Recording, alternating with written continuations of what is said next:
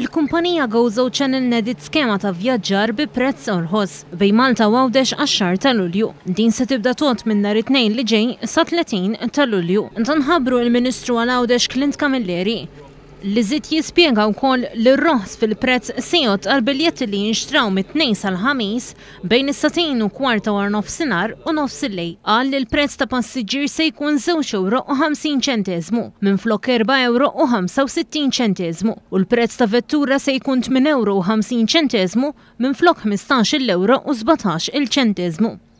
Il-Ministru Camilleri qal li dan qed isir sabiex jagħti inċentiv lin-nies jitilgħu Għawdex anke matul il-ġimgħa.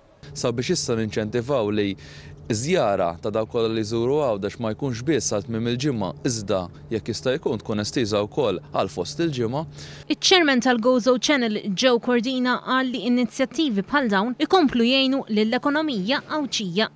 Aħna nemmnu li b'din l-inċentiva Għawdex ser jibbenefika minn aktar Maltini li jitħajru jiġu Għawdex u ovvjament ikompli mal-inċentivi li qed jagħti l-Gvern biex inkablu t-turizmu intern.